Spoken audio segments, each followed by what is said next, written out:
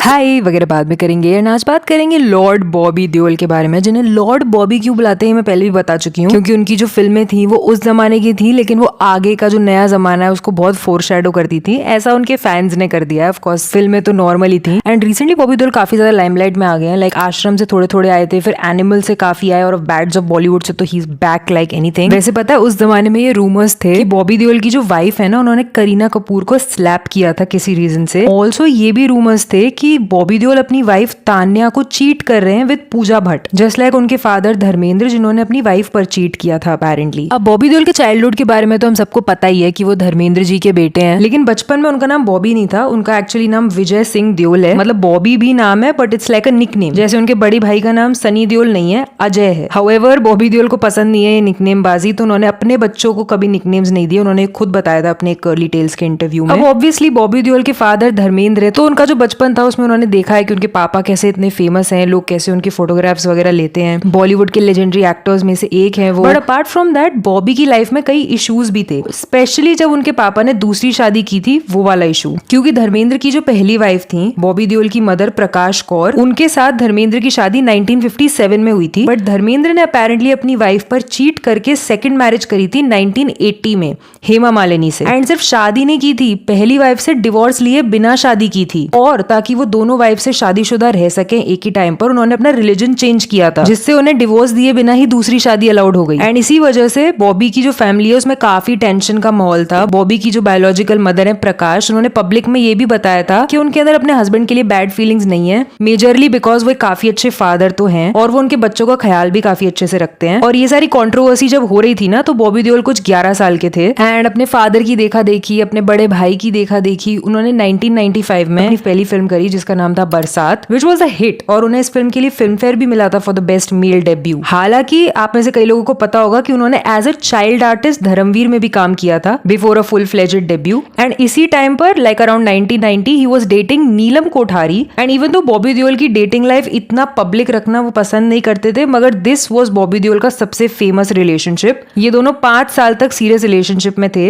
लेकिन शादी नहीं की। और ब्रेकअप के बाद रूमर्स आए कि धर्मेंद्र जी ने इस रिश्ते को अप्रूव नहीं किया था, इसलिए ब्रेकअप हुआ। और रीजन ये था कि धर्मेंद्र नहीं चाहते थे कि उनकी फैमिली में कोई एक्ट्रेस आए। मतलब वो नहीं चाहते थे कि उनके बेटे की शादी किसी एक्ट्रेस से हो, वो चाहते थे किसी आउट ऑफ इंडस्ट्री लड़की से हो। एंड ये भी रूमर्स थे कि पूजा भट्ट के साथ बॉबी ने नीलम पर चीट किया था, क्योंकि बरसात में they both work together. But इस बात पर कोई कंफर्मेशन नहीं आया था। इवन नीलम ने क्लियरली मना किया था कि वो बॉबी देओल और उनका ब्रेकअप इस वजह से नहीं हुआ था क्योंकि बॉबी देओल पूजा भट्ट के साथ उनको चीट कर रहे थे। इवन उन्होंने ये भी बताया कि उनका ब्रेकअप म्यूचुअल था, क्योंकि उन्हें ये लगने लग गया था कि स्टार वाइफ बनने के बाद, यानी कि किसी एक्टर से शादी करने के बाद, वो अपनी पहचान खो देंगी। और दोनों का ही करियर का स्टार्टिंग है और इंडस्ट्री काफी अनस्टेबल रहती है, तो उन्होंने सोच विचार करके इस रिलेशनशिप को तोड़ दिया। क्योंकि ये ब्रेकअप अराउंड 1990s के टाइम हुआ था, जब बॉबी देओल एकदम अपने करियर की शुरुआत ही कर रहे थे। फिर ईयर 2000 के आसपास उनकी कुछ फिल्में आई, जैसे बादल, बिच्छू, जो बॉक्स ऑफिस पर तो सही चली, लेकिन उनकी परफॉर्मेंस को थोड़े से मिक्स्ड रिव्यूज मिले थे उस टाइम पे। देन 2001 में भी बॉबी देओल ने कई फिल्में साइन करी, और 2001 में उनकी एक फिल्म आई थी अजनबी। अक्षय कुमार, बिपाशा बासु, करीना कपूर भी थे इसमें। एंड उस मूवी के सेट पर ना एक इंसिडेंट हुआ था। तो हुआ क्या था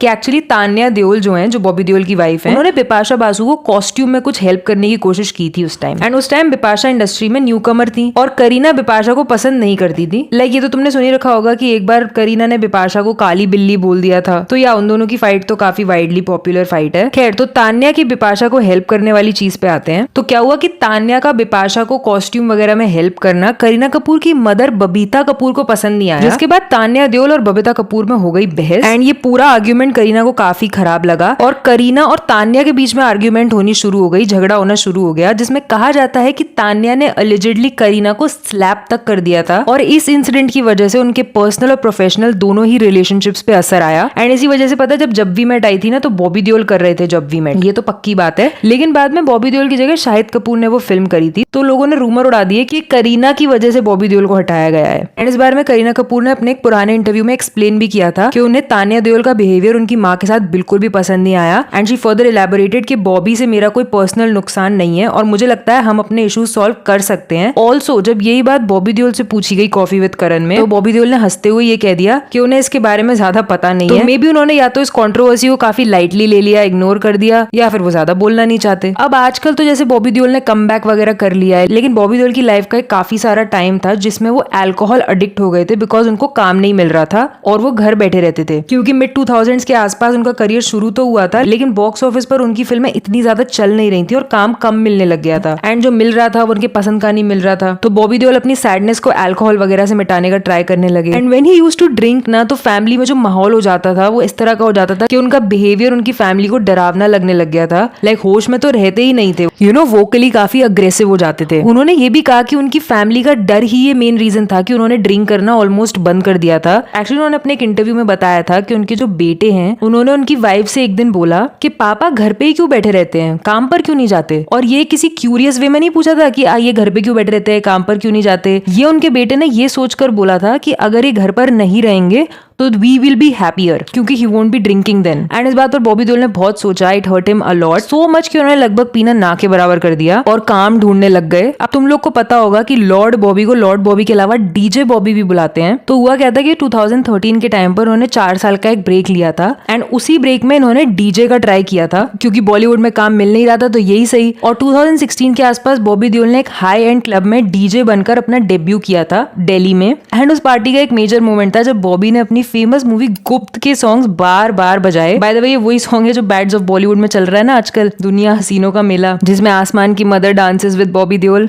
if you know you know. Anyway, तो हुआ क्या कि इस पार्टी में जो लोग आए थे उन्हें गाना पसंद नहीं आया। लोग टिकट्स खरीदने के बाद डिसअपॉइंट हो गए, क्योंकि उन्हें उम्मीद थी बॉबी देओल से कि वो कुछ बढ़िया डीजे होंगे, बट नहीं। इस वजह से लोग रिफंड तक मांगने लगे और बॉबी इवेंट के खत्म होने से पहले ही वहां से चले गए। एंड इसी इंसिडेंट की वजह से लोगों ने उन्हें डीजे बॉबी नाम दे दिया। ऑल्सो इस 4 साल के ब्रेक के बाद उनकी जो मूवीज आ रही थी ना, उसमें भी वो कोई कंसिस्टेंट वगैरह नहीं थे, काफी इनकंसिस्टेंट थे। लाइक उनकी 2017 की फिल्म आई थी एक यमला पगला दीवाना, जो थोड़ी सी चली थी, एंड उसी को देखकर पोस्टर बॉयज भी बनाई थी, बट वो नहीं चली। एंड इसी नेगेटिविटी एंड अल्कोहलिज्म के टाइम में सलमान खान ने बॉबी को सपोर्ट किया था, जिसके बाद आई रेस 3। उसके बाद उन्होंने फिल्म करी क्लास ऑफ 83, हाउसफुल 4। बट देन जो असली गेम चेंजर था बॉबी देओल की लाइफ का, वो था द शो आश्रम, जिसमें ही प्लेड बाबा निराला का कैरेक्टर। एंड इस रोल ने ना एक तरह से इनके करियर को रिवाइव सा कर दिया था। It was a negative role but a very impactful one. And फिर आई इनकी फिल्म एनिमल, जिसमें इनके कैरेक्टर अबरार की एक्टिंग को सबने बहुत ज्यादा अप्रिशिएट किया, क्योंकि डायलॉग्स नहीं थे, बहुत कम स्क्रीन टाइम था, फिर भी he was able to shine. And अगर आज के टाइम पर तुम इनके फिल्म चॉइसेस को नोटिस करोगे तो क्लियरली दिख जाता है कि वो अपने कंफर्ट जोन से बाहर निकल रहे हैं, नए एक्सपेरिमेंट्स कर रहे हैं। लाइक जरूरी नहीं है कि उनका मेन कैरेक्टर हो, अगर एक अच्छी स्क्रिप्ट है और अपने कैरेक्टर को बखूबी निभाया जाए तो आज के टाइम पर आपका एक साइड कैरेक्टर भी बहुत अच्छे से शाइन करने की कैपेबिलिटी रखता है। एंड ये बैड्स ऑफ बॉलीवुड के बाद बॉबी देओल का तो कमबैक हुआ ही है, इनके साथ साथ रजत बेदी और इमरान हाशमी का भी धांसू कमबैक हुआ है। इन दोनों पे मैंने ऑलरेडी वीडियोस बनाए थे। लेफ्ट वाला रजत बेदी पर है, जिसमें याद है मैंने आपको बताया था कि रजत बेदी डिप्रेस हो गए थे कोई मिल गया देखने के बाद। एंड राइट वाला इमरान हाशमी पर है, जिसमें मैंने बताया था कि कैसे बेटे को कैंसर होने के बाद भी उन्होंने हिम्मत बिल्कुल भी नहीं हारी थी। दोनों ही वीडियोस देखने में मजा आएगा आपको, जिसमें भी इंटरेस्ट है वो लगा लो।